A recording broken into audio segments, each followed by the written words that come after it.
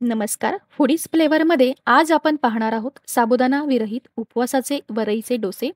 तर त्यासाठी परफेक्ट असं डोसा बॅटर कसं बनवायचं ते पाहणार आहोत.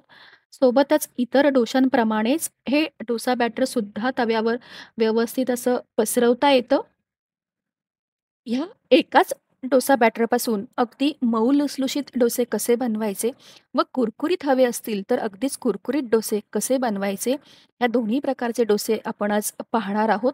पचायला हलके आणि तितकेच पौष्टिक असे हे वरईचे किंवा भगरचे डोसे कसे बनवायचे ते आज आपण पाहणार आहोत.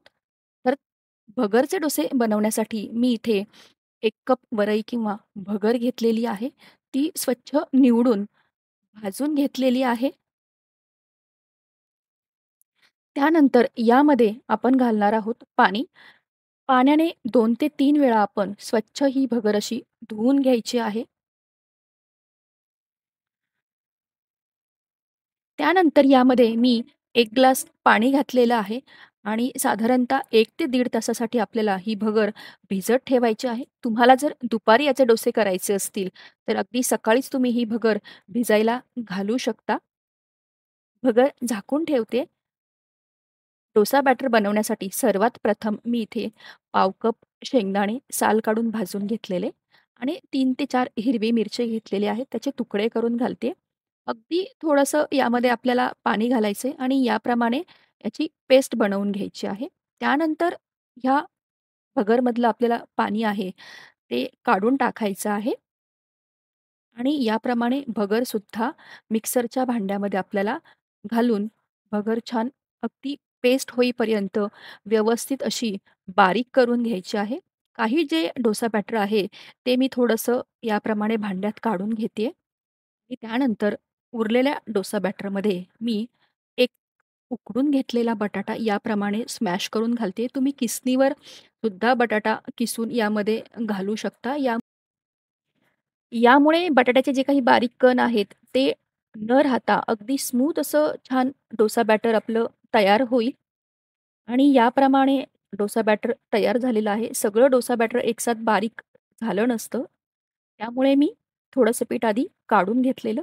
याप्रमाणे जे छोटे-छोटे बबल दिसतात, वरई छान भिजल्यामुळे हे येतात आणि यामुळेच डोसा बॅटर हे छान तयार होतं. यामध्ये आवश्यकतेनुसार मीठ घातलेलं आहे आणि व्यवस्थित 2 ते 3 वेळा छान हे बॅटर फेटून घेतलेलं आहे.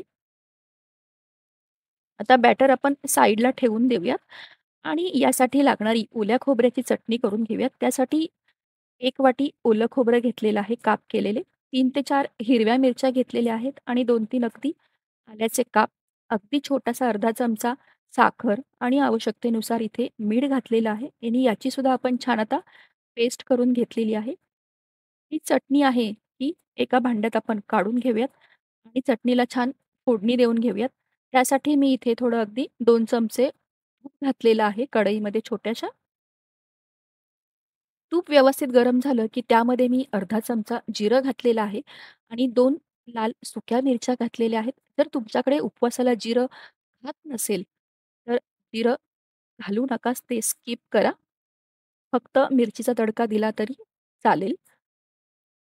याप्रमाणे खमंग फोडणी तयार झालेली ही आपल्याला चटणीवरती छान घालून घ्यायची आणि याप्रमाणे ही ओल्या खोबऱ्याची उपवासासाठी लागणारी चटणी तयार झालेली आहे.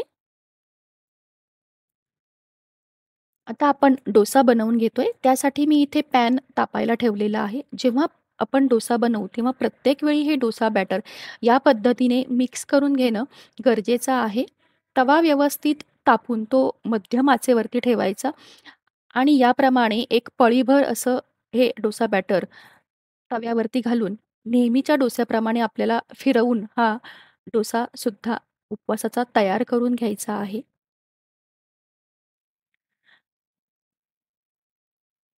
साइडने थोडंसं असं तूप सोडायचं आहे. एक साधारणतः मिनिटभर आपल्याला याच्यावरती झाकण ठेवायचं आहे. हा डोसा इतका सहज बनतो, की आपोआप अशा साइडने कडा सुटायला लागतात याच्या आणि तो एकदम पटकन असा पलटी होतो. कोणताही डोसा बनवताना पलटी करायची घाई करायची नाही. जेव्हा खालच्या बाजूने डोशाला छान रंग येतो तेव्हाच तो पलटी करायचा किंवा कडा सुटायला लागल्यात हे लक्षात आलं की डोसा आपल्याला पलटी करून घ्यायचा आहे.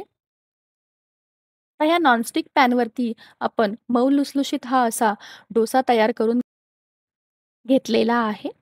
याप्रमाणेच दोन्ही साइडनी आपल्याला डोसा व्यवस्थित असा तुपावरती भाजून घ्यायचा आहे आणि याप्रमाणे मऊ लुसलुशीत असा डोसा तयार झालेला आहे.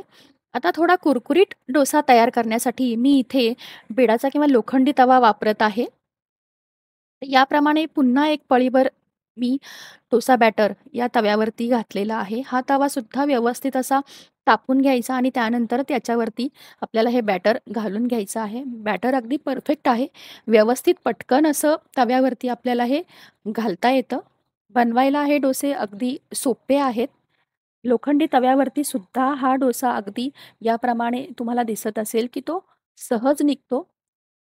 लोखंडी तव्यावरती काय होतं, की जे डोश्याचं टेक्स्चर आहे, दिसायला तो सुंदर दिसतो. अगदी सोनेरी रंगसुद्धा एकदम असा छान येतो आणि खरपूस छान भाजला जातो लोखंडी तव्यावरती. त्यामुळे तो असा छान क्रिस्पीसुद्धा होतो. तुम्हाला जर अगदीच कुरकुरीत डोसा हवा असेल, तर याप्रमाणे एक पळीपेक्षा थोडं जास्त बॅटर तव्यावरती घालून घ्यायचं आणि डोसा आहे तो याप्रमाणे पातळ असा तव्यावरती आपल्याला पसरवून घ्यायचा आहे. पुन्हा एकदा साइडने थोडं-थोडं असं तूप घालायचं आहे. डोशाच्या वरती सुद्धा आपल्याला तूप घालून घ्यायचं आहे.